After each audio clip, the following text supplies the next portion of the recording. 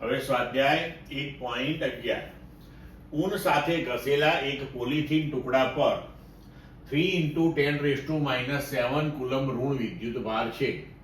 એ સ્થાનાંતરિત થયેલા ઇલેક્ટ્રોનની સંખ્યા શોધો. તેઓ શાના પરથી શાના પર સ્થાનાંતરિત થયા છે? બી. ઊનથી પોલિથીન તરફ દળનું સ્થાનાંતર થયેલ છે.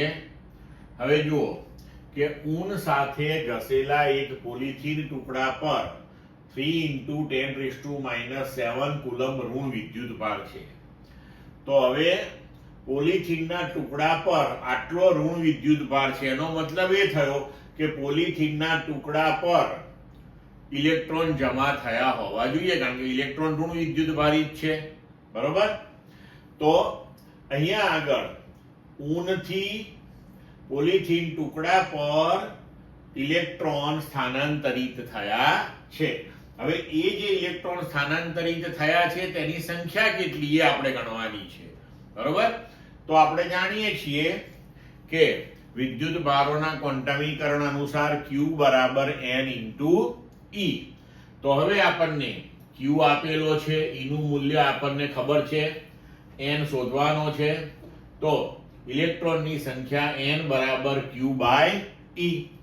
Q નું મૂલ્ય તો કે 3 × 10⁻⁷ ઋણ વિદ્યુત ભાર એટલે -3 × 10⁻⁷ ભાગ્યા E નું મૂલ્ય -1.6 × 10⁻⁹.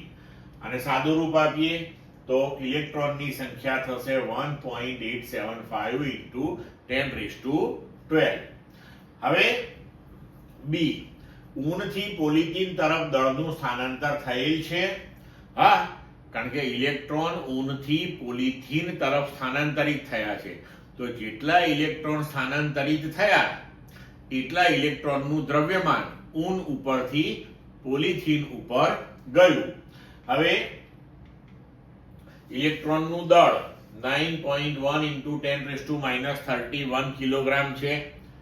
આટલા ઇલેક્ટ્રોન સ્થાનાંતરિત થયા. તો સ્થાનાંતરિત થયેલું કુલ દળ કેટલું? તો N × me કરીએ આપણે. તો 1.875 × 10⁻12 × 9.1 × 10⁻31. તો આપણને જવાબ મળશે 1.706 × 10⁻18 કિલોગ્રામ. આટલું દ્રવ્યમાન ઊનથી પોલિથીન તરફ સ્થાનાંતરિત થયેલું હશે. ક્લિયર મિત્રો?